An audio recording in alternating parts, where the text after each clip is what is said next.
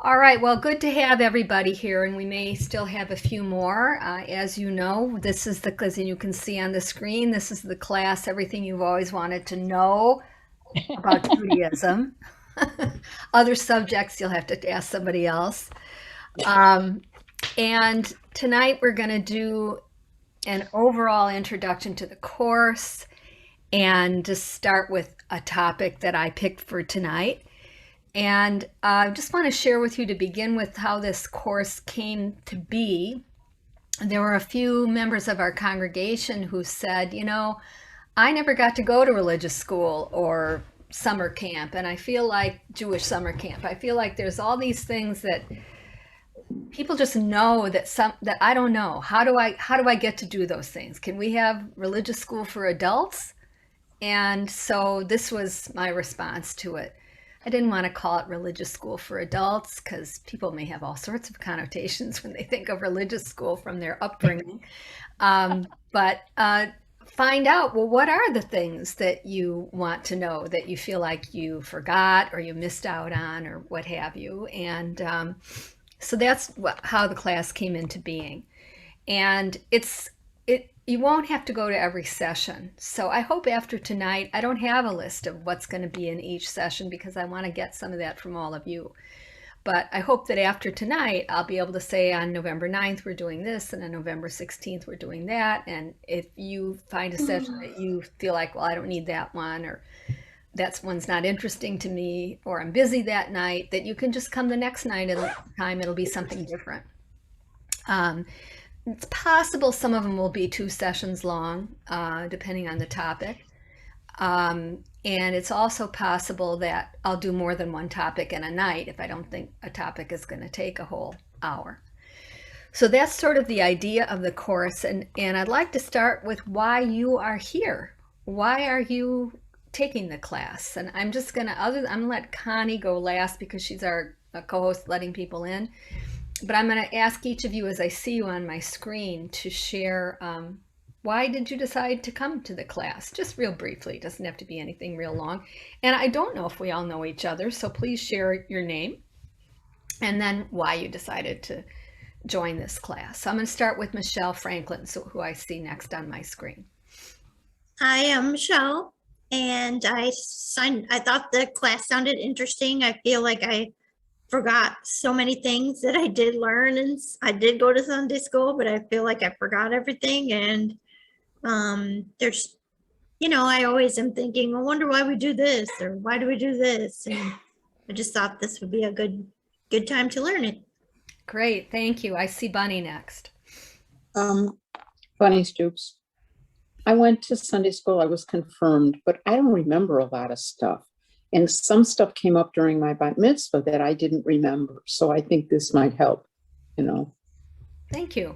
Dorothy. Dorothy Centieri. Well, I come to a lot of Dina's classes.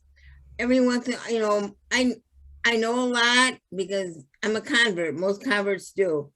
But I always pick up some more knowledge that I didn't know before. And then it just reminds me of stuff. And I miss being with people. So now I'm with people. Great. Mary Beth. Mary Beth, Micret. I'm a convert too. I don't know much of anything. So Dorothy, God bless. I did it because truly some stuff I have no clue, but I had such a wonderful time with the Chai Mitzvah classes that and learned so much then that the more education, the merrier. And yes, I totally agree. I'm seeing everybody at from Death Hillel. So delighted Great. to be back. Thanks, Mary Beth. Sheila. I'm Sheila. I'm Connie's sister. Everything everybody said, I agree with all that. Plus, there's times I have friends or even my husband ask me questions. Why do I do something a certain way? And I say, just because I'm supposed to.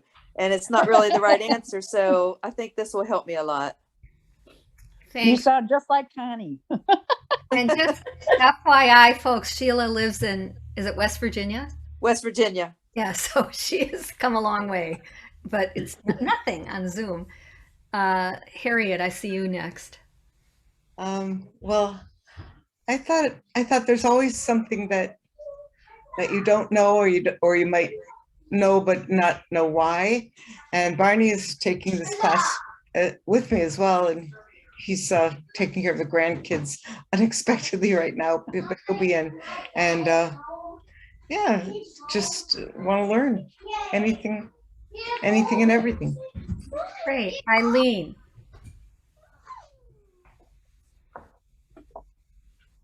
Might want to mute folks when you're not talking. Eileen, you need to unmute. Okay. I converted when I was in my 40s, and I was raised as a Catholic, and I can remember everything about the Catholic Church. But, you know, when I converted, Jim says, well, all you have to know about Jews are that they have good food. And, I think there's more than that. So I thought this would be helpful to me to become I would like to become as familiar with all the aspects of Judaism as I was when I was a Catholic. Wonderful. Thank you. And Connie, now we're back to you. It's sort of what other people have said, that sometimes I know I do something, but I'm not sure why I do it. And I just want to know the answers to some of those questions. Very good. Thank you. And I still think a few people may join us, especially two who are on a meeting I just left that I think are okay. I'm watching for them. Yeah, I think we'll at least get two more. Okay. So tonight, I hope will be an example of what the classes might be like. And the topic for tonight is really going to bleed into the other sessions, I think, because tonight's topic is Jewish jargon and in-group lingo.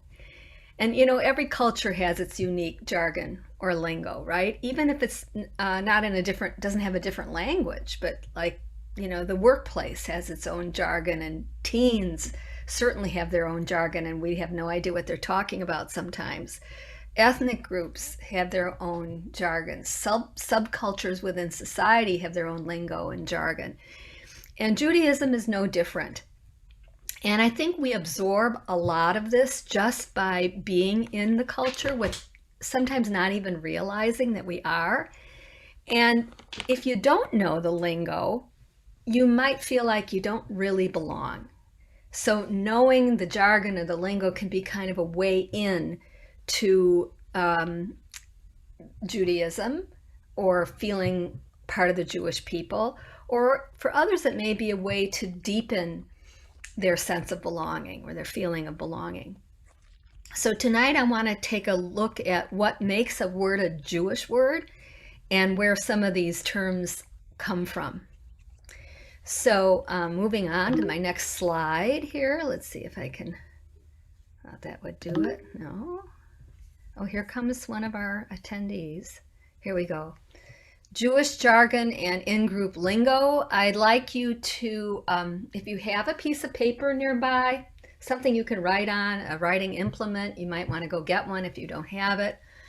I'd like you just to take a minute in your own space by yourself to make a list of Jewish jargon or lingo that you already know. In other words, not necessarily, I know this word from the prayer book and I can translate it. That's not what I'm talking about. I'm talking about words that Jews use interspersed in conversation, especially within a Jewish setting, but maybe sometimes even beyond a Jewish setting. So I just want you to take a minute to kind of brainstorm on your own paper. Even, that would include Yiddish, right? Oh, absolutely. Anything that something that you've heard, maybe you don't even know what people are saying, what they mean when they say it, but you've heard this term and you've always wondered, you know, even something like that. It might not even be in Hebrew or Yiddish. Could be something in English. Take a few minutes to do that. And I know you just came on. Did you get the instructions? Yep, okay. I did. Okay.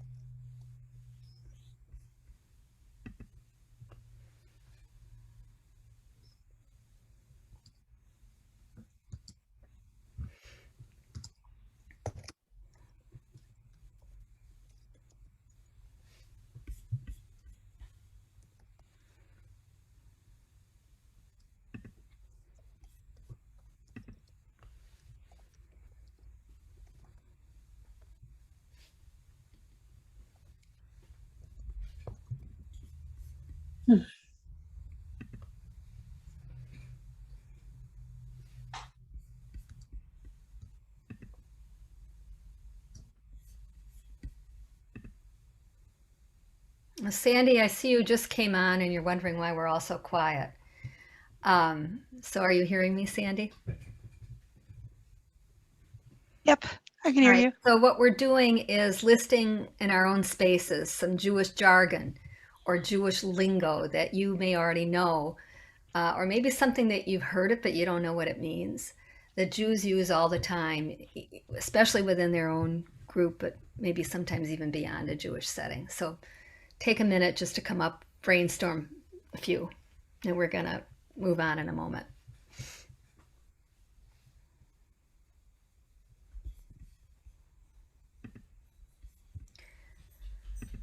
Okay, so I'm going to move on here, and I'm going to just share my first three. I have three to share. I'm sorry if I took somebody else's, but I've got mitzvah, schlep, and an English one, Jewish geography. Okay.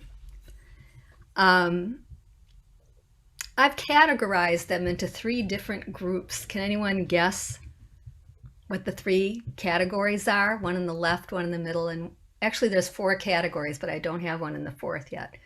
But can you guess what these three categories are? Anyone? Unmute yourself if you want to talk. Mitzvah would be religious. Okay. Schlep would be Yiddish. Okay. So Hebrew, Yiddish, and English, right? Yes. Bing, bing, bing, bing, bing. You win, Sandy. And my last category, can you see it? Is it up there? Other. Other. Can you think of what other languages Jewish jargon might come in? Any theories about that? German, yeah. German is so much like Yiddish, so possibly. Russian, maybe? Maybe. Maybe other Middle Eastern languages? Yeah, there actually are other Jewish languages besides Yiddish. And I'm going to talk more about Hebrew and Yiddish tonight, but does anyone know another specifically Jewish language besides Hebrew and Yiddish? Isn't it Ladino? Ladino, which is what? Isn't it like a Spanish Yiddish sort of? It's like Spanish Yiddish. It's a mixture. Yeah. Yiddish is a mixture of Hebrew and German. Ladino is a mixture of Hebrew and Spanish. Okay. Anyone else know another specifically Jewish language? Well, it isn't really, when you said other, I was thinking it's not really an official Jewish language, but my parents used to always kind of branch off from Yiddish and make up. It was sort of a making fun of Yiddish, but it was. I didn't know that it was. Wait, is it Yinglish? Yeah. Yinglish? It's like Yiddish mixed with English? Yeah. Yes, Yeah. there are things like that. That's very good. Is anyone aware that there's also Judeo-Arabic? So when the Jews lived in, immersed themselves in, this is mainly in the Middle Ages, in cultures that were dominated by the Muslim world, there was also a Hebrew/Arabic language. And there's at least one word that I know of that maybe it's completely Arabic, but it's become Jewish word, which is the word Hamsa. What's a Hamsa? Oh, it's the symbol, the hand. The hand symbol. Hamsa is an Arabic word. Chamesh is for five. Five is Chamesh in Hebrew, but it's a Hamsa. It's an Arabic word, but Jews use it all the time, right?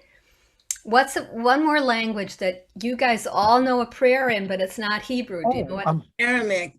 Aramaic. And what prayer that we say all the time is in Aramaic? Kaddish. Yes. Kaddish. So Kaddish is a word we use all the time, but it's Aramaic. Isn't the ketubah written in Aramaic too? Yes, a traditional ketubah is written in Aramaic. A lot of contemporary ones are written in Hebrew. So there's all these Jewish languages, okay? I want to talk a little bit about the origin of Hebrew and the origin of Yiddish before we go on. So Hebrew, it's such an old language that we don't know exactly its origins, but we do know that the Israelite tribes that settled in Canaan, and for us, the story we tell would be after the Exodus from Egypt, right?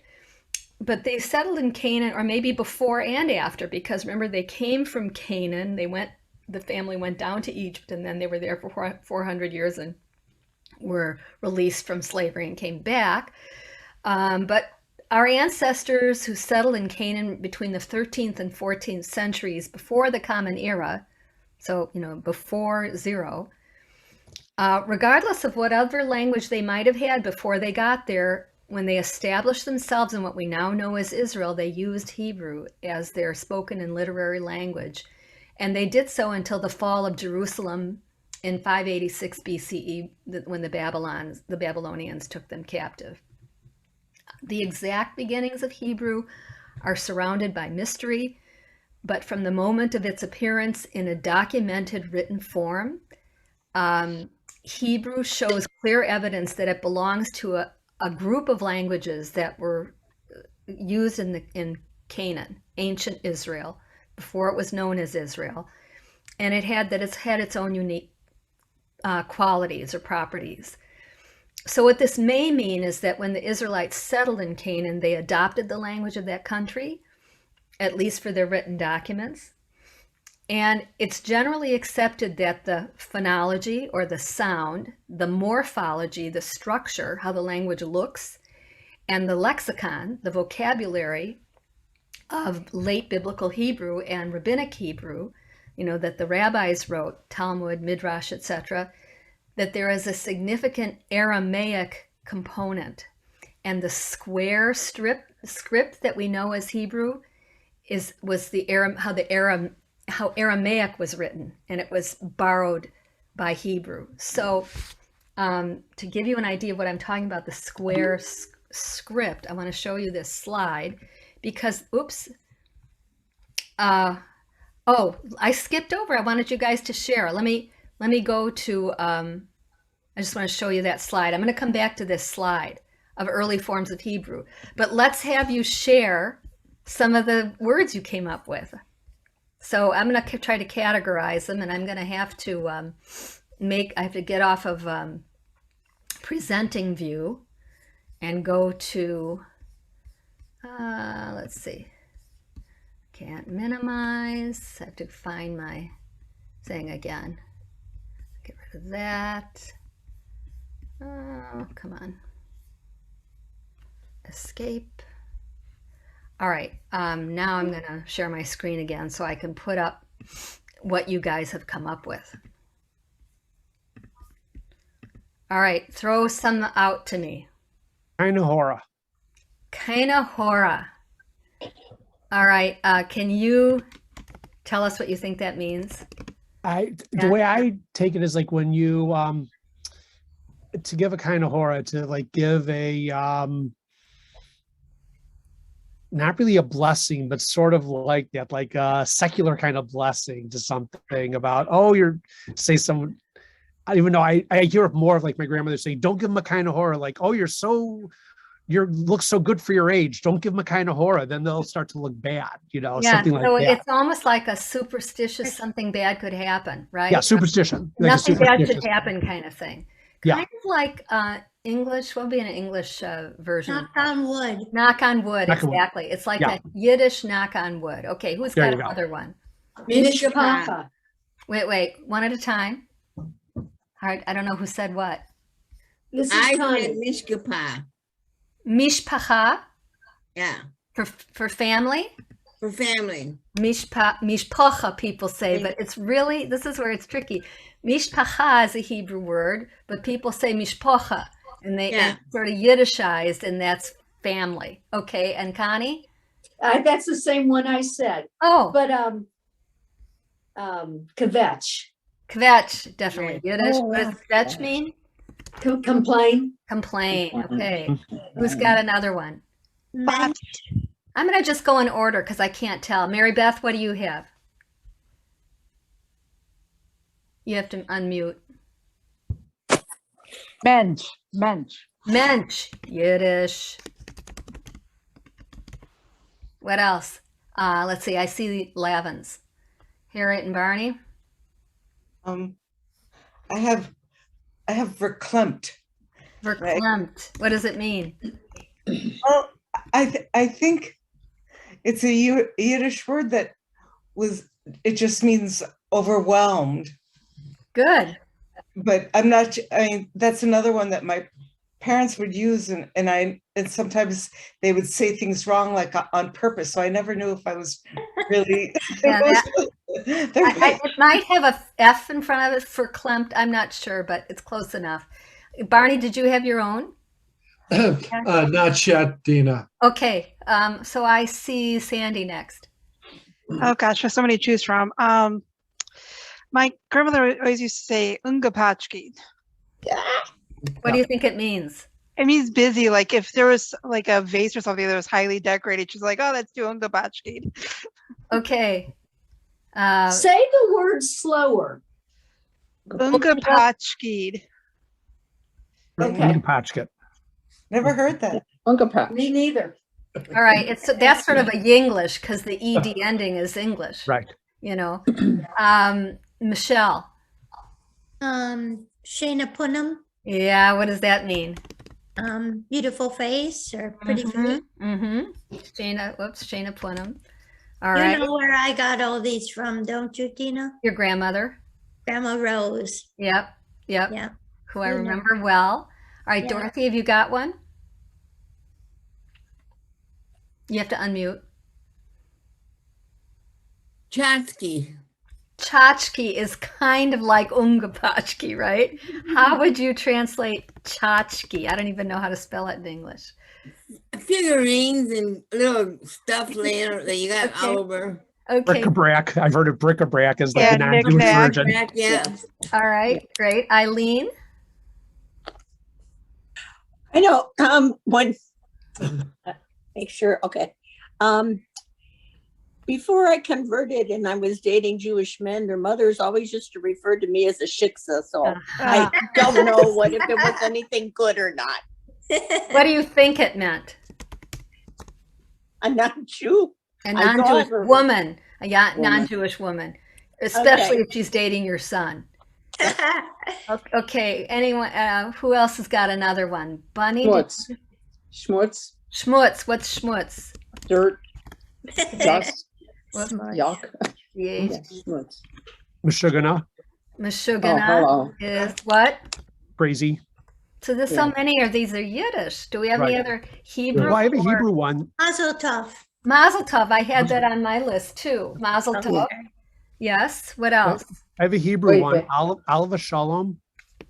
Like Okay, referring to when good. you mentioned someone who passed away, instead of saying may they rest in peace, they would say Olive Shalom. Nice. What about oy vey? That's a good Oy vey. question. Oi is Oy. actually a Hebrew exclamation, but the oy vey I think is Yiddish. And how would you define oy vey? Oy vey. Just no. everything is oy veysmanish, it's like an exclamation, exclamation. Is it happy because you're happy, or How about Well, it can goodness be both. gracious? No, it's like goodness gracious? not happy. Or it could be bad too, if something happens, you can say oy vey. I think Good it's grief. usually like a lament, like it's Right. something. Or It's like, like, oh no. Yeah, Like, oh, or no. good grief, like Charlie Brown, Good good grief, grief, or or oh oh, my no. gosh. Sheila, did you want to throw one out? Well, I think they took all my Hebrew and Yiddish ones, but lately it's been Mahjong.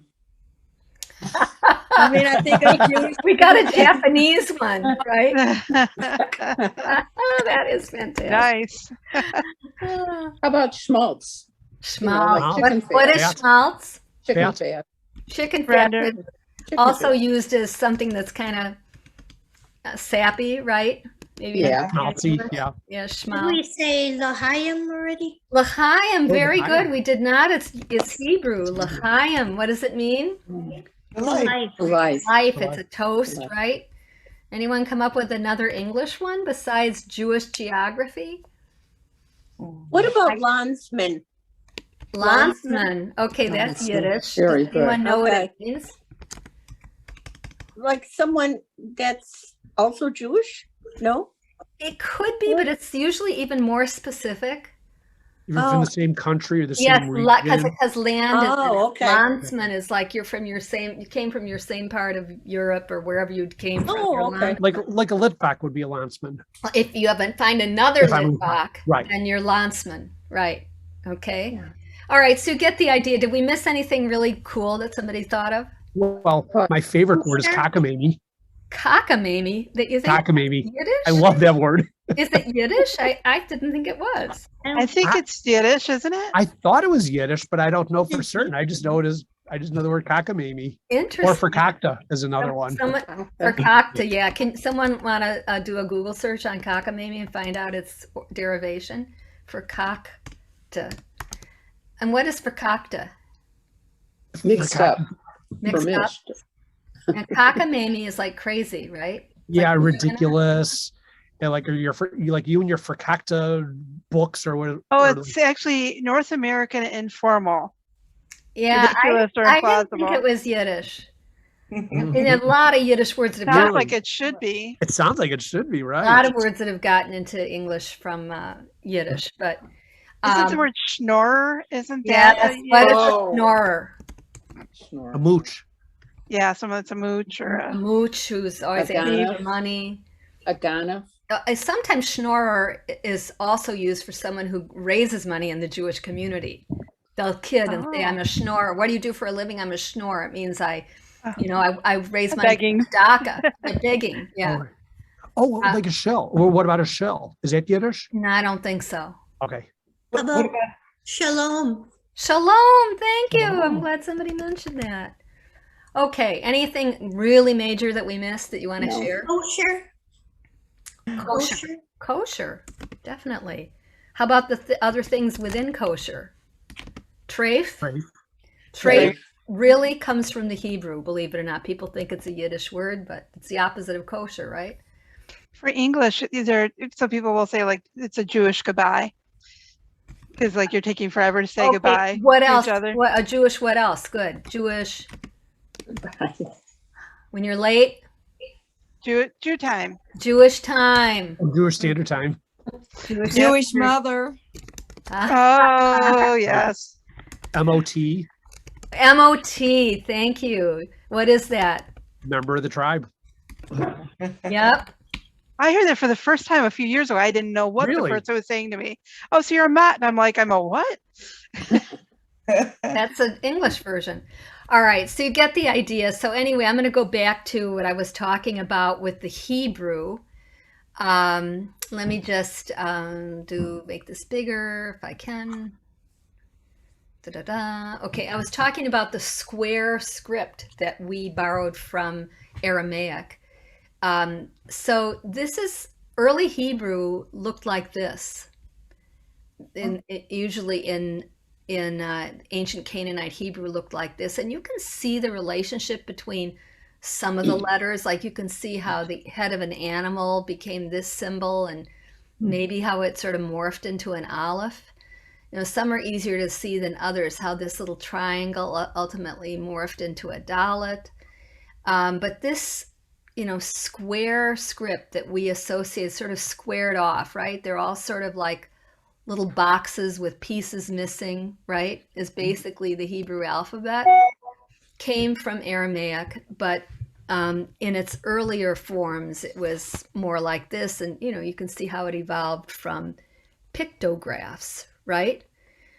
And I want to, just to show you how Hebrew was written in this script, I want to show you the next slide, which is, these are coins that were found in 2016 in the city of David, which is a dig that is an archaeological dig that's right just beneath the old city of Jerusalem. And this is a 1900-year-old coin that was found there a few years ago. And you can see the letters around here. They don't look like Hebrew as we know it, right? And yet these, you can see the menorah here. I mean, these were Jewish coins. These were coins that were, we know that they were from 67 CE, because the coin says on one side, this one, I believe, freedom for Zion. And on this side, it says second year of the large revolt, which was the first revolt against Rome when the ultimately failed and the temple was destroyed. So this was how Hebrew was written about 2,000 years ago. It was later that the square script that we know came into popular use. There was also, you probably are familiar with Cursive Hebrew. Some of you may be familiar with its cursive form. We think that started in the Roman period because people wanted a way to write that was not the same writing as in the holy texts. And so they developed this other, alphabet, and also because it's more fluid, just like in English, it's faster to write in cursive. Of course, the kids aren't learning it anymore, but it's faster to write in cursive than to write out in printing.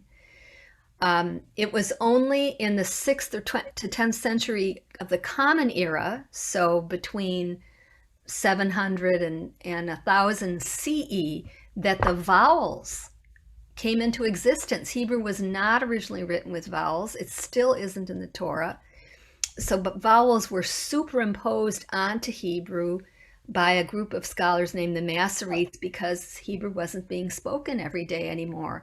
The Jews had left ancient Israel and they didn't converse in their original language. So they had to make up a system of vowels to help people be able to pronounce it correctly. So Hebrew ceased as a spoken language around the time of the Roman period because the Jews dispersed all over the world, so around the year 70 or so when the temple was destroyed. But it was, of course, always still used for literature and for prayer. And it was only revived in the late 1800s for use in what was going to become Israel in 1948. But when Jews started to move to Israel in large numbers, the Hebrew language was revived and turned into a modern language, primarily by one man named Eliezer ben Yehuda, who created modern Hebrew as we know it. As far as Yiddish is concerned, the basic grammar and vocabulary, as we mentioned before, of Yiddish is German, but it's written in the Hebrew alphabet. So Yiddish is not a dialect of German, but a complete language in its own. And it's really one of a family of Western Germanic languages, of which English is one. English, Dutch, Afrikaans, and Yiddish are all different languages that sort of derived out of German. The term Yiddish means Jewish in German. So Yiddish, when you say I speak Yiddish, is really saying I speak Jewish. The most accepted, but not the only origin theory about how Yiddish came into being is that it began to take shape in the 10th century as Jews from France and Italy migrated to the German Rhine Valley. And they developed a language that included elements of Hebrew and elements of Jewish French and Jewish Italian and various German dialects. And then in the late Middle Ages, when the Jews moved to Eastern Europe, where many of our ancestors came from, Slavic elements were also incorporated into Yiddish. So basically what you need to know is that Yiddish is basically German, but it's written in Hebrew characters. So here's an example of a Yiddish text. The letters are Hebrew, but the base of the language is German.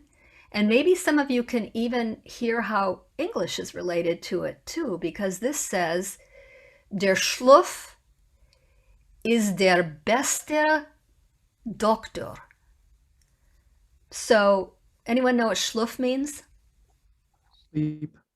Sleep, right? So der Schlaf is der beste Doktor. Even if you don't know any Yiddish, you might be able to hear that means the sleep is the best doctor. Right? Der Schlaf is der beste Doktor.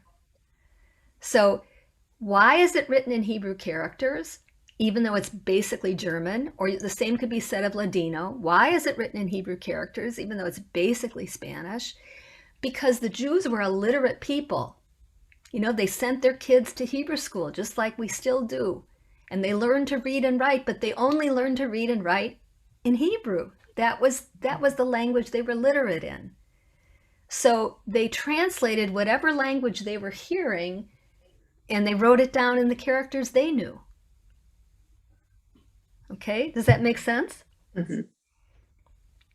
So one other thing that's interesting about Yiddish and Hebrew is, and this is where Yinglish comes in, that we have, and I'm going to take us out of here so I can write on this. Can you still see it? A little smaller? Yep. So there are two different ways to say the same thing, right? Shabbat. What's another way to say Shabbat? Anybody? Shabbos. Shabbos, right? Shabbos. Shabbat is Shabbos because it's in Yiddish, it's Shabbos, but it's also become English, right? So you can say Shabbat Shalom, or you can say Good Shabbos. Have a good Shabbat, right? Good Shabbos is Yiddish or Yinglish, okay? Because it's really gut, G-U-T. In Yiddish it would be gut Shabbos, but in English we say good, G-O-O-D, good Shabbos, right? What about Rosh Hashanah? How do most Americans say it? Rosh Hashanah. Yeah, I say Rosh Hashanah, something like that, right? Rosh Hashanah. But it's really Rosh Hashanah. But we all know when people say Rosh Hashanah, what we're talking about. How about Mazal Tov, which is how you say it in Hebrew? What do people say? Mazel tov. Mazel tov. Mazel tov sort of has a f on the end, right? Mazel tov with a different accent. In Hebrew, Mazal Tov, and in English or Yiddish, maybe Mazel Tov. Okay, Mazel Tov.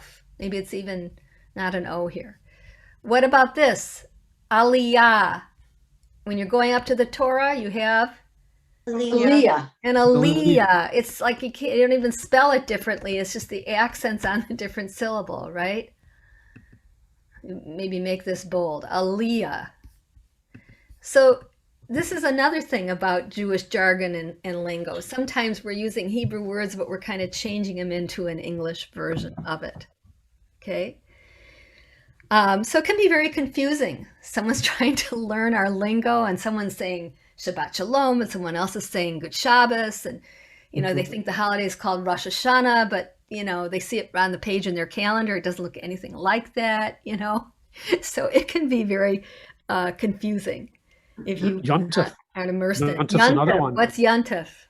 Yom Tov. A Yom Tov is a technical term for a festival in Jewish tradition and Jewish law, but people say Yontif, right? A holiday is a Yontif, especially a certain kind of big holiday, all right? So how are we doing on time here? We're at 7:41. Okay, before I get to your ideas about, I want to hear your ideas about what you'd like to learn in this class. I want to do a little bit of deepening our understanding of when we're looking at words, what we're actually looking at. And so I want to take some very simple terms, a couple of which you've already mentioned tonight, to talk about this. Start with the word shalom. Okay, whoops. Oh, I didn't mean to do that. I guess I won't write on it. I'll just leave it there. So the word shalom, we all know, means what? Hello, goodbye. Peace. Hello, goodbye, and what was the last thing? Peace. But it's really from a three-letter root, which in Hebrew is called a shoresh. And most Hebrew words derive from a three-letter root. And the three letters are shin, lamed, and mem. Shalom. All that's in the middle of that is an O. When you see it spelled out in Hebrew, there's a O, another letter that represents O. So shin, lamed, mem, actually, that root can mean lots of different things, and its basic meaning is complete or whole. So in Hebrew, hashlem is to complete a task. Lishalem is to pay. When you pay someone something, it's like you complete a transaction, right? Makes sense. And hishtalem means to be worthwhile or to improve yourself. Okay. So really, if we're talking about shalom, probably a better translation to get at it that would identify more comprehensively what it means would be wholeness or maybe well-being. And I believe that's why the Shalom Center in Kenosha was named the Shalom Center. I wasn't around when it started. It was a couple years before I got here. But it was an interfaith, it still is, a project of the interfaith community, although it's sort of become its own thing. But the board is still made up of representatives from various congregations. And I guess some of the religious leaders at the time decided that shalom, wholeness or well-being was really the idea that they wanted to get at in creating our homeless shelter, food pantry, emergency family shelter, etc. in Kenosha, soup kitchen, and so on. Sometimes we learn more about a word through its etymology or the derivation of what the words come from. And a good example of this is mazal tov. Okay, when we say mazel tov or mazal tov, how would you translate it? Congratulations. Congratulations, absolutely. But actually the words mazal and tov have nothing to do with congratulations. Mazal means a good star or a star or a sign or a constellation, like something, out there in astrology terms. Okay, tov means good. But mazal or mazel, you might know that from Yiddish, means what? Anyone know what mazel? I think of it as luck. Luck. Mazel is luck. So really the word mazal has to do with a constellation or a good astrological sign. But mazel means luck. But when you wish someone good luck in Hebrew, you don't say mazal tov. You say b'hatzlacha, may you succeed. Really? So somehow it morphed into, that's what you say for congratulations in Hebrew and of course in English too, Yiddish and English too. So sometimes the etymology of a word might deepen our understanding of it and not be totally connected to how we use it. But could there be a connection between congratulations and a good star or good luck? What could it be? Like wishing on a falling star or seeing a falling star or something like that, or is supposed to be good luck.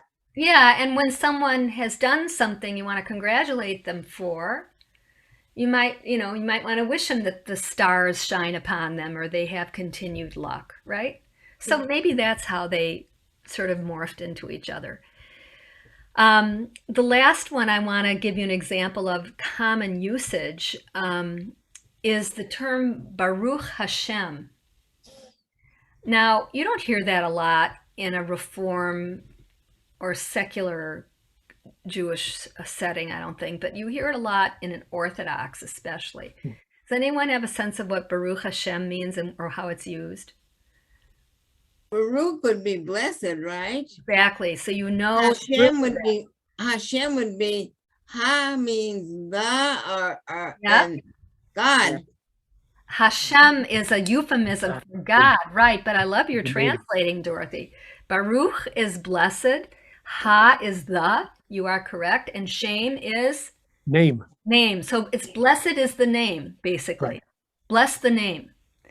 So how is this used if you know people who use it on a regular my just having the baby, my daughter-in-law's father wrote that in the text, Baruch Hashem. Okay, what did he mean, do you think, Baruch Hashem? I think congratulating, the fact that, she was born. It's but it's And not good so much tidings. congratulating as A blessing. Thanking And a God. blessing. thanking God that everything's okay. Right, Right. right. So Right. sometimes when you hear especially in a more orthodox setting, you'll ask someone how they are, and they won't They say say Baruch Hashem. fine. They'll just say Baruch Hashem. Yep. Yes. That's a friend of mine does. Or how are the kids? Baruch Hashem. They're great. Yeah, Yeah. and they might not even put on they're great. Right. They just say No, Baruch Hashem. no, they just broke. It Yeah. means only thanks to God is everything good, right? You even see it Right. on wedding invitations or bar mitzvah invitations. You'll see the BH at You'll the see top. a BH or bet hey. Yeah, or with a yud. Yeah, a bat hey with a yud or a double The yud. two little yuds is really Right. an abbreviation Right. for Right. Baruch Hashem. So sometimes these things are, it's blessed is the name, but the way it's used is really saying, I thank God. I'm thanking God that things are okay. Okay. So I'm going to move on now to what have you always wanted to know? Because I want to know so that I know what to teach in this class. This was just one idea that I came up with, and I'd like to hear your ideas. I mean, I have ideas, but I want to teach what you want to know. So I'm going to again go down who I see and so that I can get some ideas from you. So I'm going to start at the bottom here. I see Sheila. What would you like to know?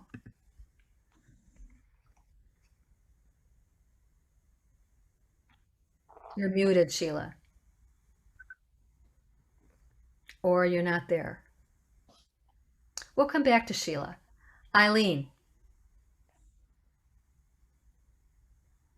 It's hard for me to say what I want to know because I don't know much of anything. Is there anything. one thing?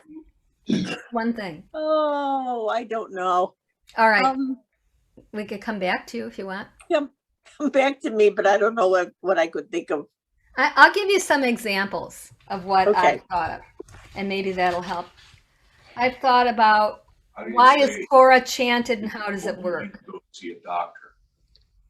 I've thought of quirks in the Jewish calendar. I've thought of obscure Jewish practices like lulav and etrog. What is a Torah portion in a haftarah? Havdalah, what is it and how do you do it? Structure and meaning of the prayers and worship choreography. Oh, please unmute if you're not, because I'm hearing something, I don't know what. So somebody specifically who's actually not here tonight asked me about meaning of prayers, why are they in a certain order, what's with all this prayer choreography. I've done that in other classes. If you're interested in that, let me know, but I think it would probably be a 2-session thing. Why is Israel such a big deal? I mean, these are some of my ideas that I had, but again, Sandy, let's hear one from you. I was wondering because I've never had like a comparative religion kind of class. So I don't understand what the difference is. I mean, I know some of the obvious differences. What are some of the fundamental differences between the different Jewish practices amongst traditional, Reform, Orthodox, that kind of. Okay, that I got it. Sort of comparative Judaism. Yeah. Mhm. Okay, Yeah. or not so much beliefs, but is that right? Or Well, beliefs and it just like even different practices. How do we practice certain things differently? okay. Okay, good. Thank you. I see Harriet and Barney, or maybe I just see Harriet. I'm not sure. He's over on the couch. I think I'm thinking I would like to learn more about Ashkenazi Jews and Sephardic Jews. That interests me. Okay, thank you.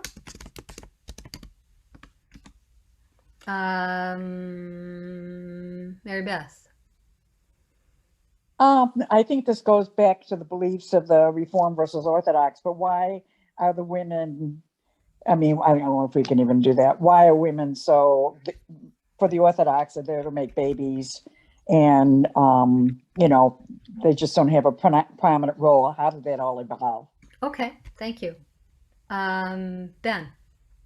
What you mentioned about the choreography and the prayer, but even more specifically, bending the knee, bowing, standing up straight, and even in Kaddish, and something that I do, and I'm not quite sure why, except for tradition. For Oseh Shalom, you step back 3, and then you bow, and then you come forward again. So those kinds of things, the choreography. Okay, great. Dorothy. You're muted. Dorothy, you're muted. Okay, there. I know we've covered this before, but I need to remember the different sections of our services, like when we're called to prayer, there's 3 or 4, and I'd like to know those, like when we know those things. Okay. Reminded. You know what I'm saying, Dina? Yep. And I have to tell you that I enjoyed this class. It was perfect tonight, really good. Great. Okay. Michelle. Oh my gosh, I just forgot it. How about maybe Kabbalah? People are always asking about that. And maybe the Aliyah. Aliyah, you mean moving to Israel? No. No, Aliyah. Yeah. I'm going to put that up here with choreography and prayer. When you get the Torah blessing. Yes. Okay. Like the mechanics of it or why we do it, or? Just like I got called and I like forgot everything. Like I don't even remember. Oh, you need to review the actual mechanics of it. Yeah. Okay. And like why, or I mean, Okay. yeah, I guess mechanics. Okay. I guess you're right. Okay. Good. See. Sandy, did you offer one already? Yeah, mine was the beliefs and practices. Oh, okay. Thank you. Bunny. Definitely the beliefs and practices, especially seeing that I'm friends with the Kabbads and women. I mean, it just really upsets me that they can't go into the Torah. They can't touch the Torah. They have nothing to do with it, and that they're separate from men. But So you're also, kind of reaffirming the top one. yeah, reaffirming. And also about the Haftorah, I don't understand that at all. Okay. Connie.